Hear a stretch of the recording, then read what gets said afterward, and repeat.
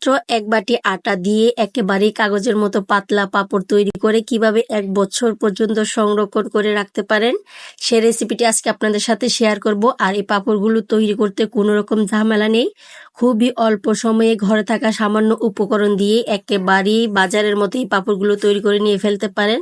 আশা করি আপনাদের খুবই ভালো লাগবে।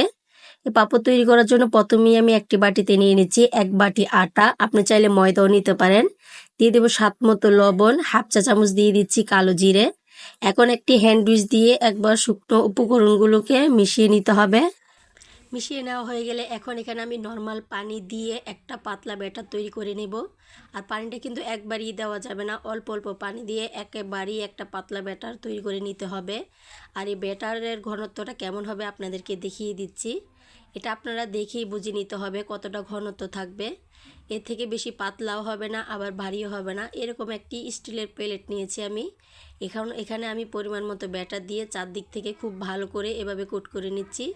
এরকম স্টিলের প্লেট না থাকলে আপনারা যে কোনো বড় বয়মের ঢাকনা বা মুখা দিয়েও এভাবে পাঁপড়গুলো তৈরি করে নিয়ে ফেলতে পারেন।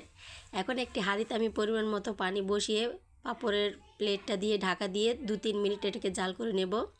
খুবই অল্প সময় কিন্তু পাঁপড়টা তৈরি হয়ে যায়। আমার একটি পাঁপড় তৈরি হয়ে গেছে, আমি আরও একটি পাঁপড় এভাবে বসিয়ে দিচ্ছি। সবগুলোকে আমি একইভাবে তৈরি করে নেব।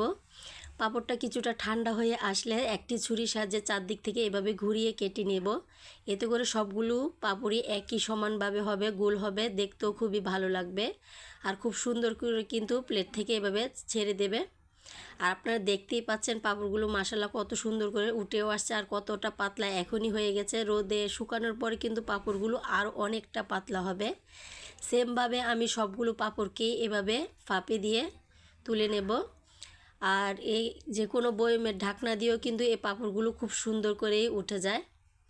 এখন এগুলোকে আমি একটা স্টিলের বড় প্লেটে দিয়ে ২ থেকে ৩ ঘন্টার জন্য রোদে দিয়ে দেব। আর এখন কিন্তু রোদের পরিমাণটা খুব বেশি, একদিনেই কিন্তু পাঁপড়গুলো খুব সুন্দর করে শুকিয়ে যাবে।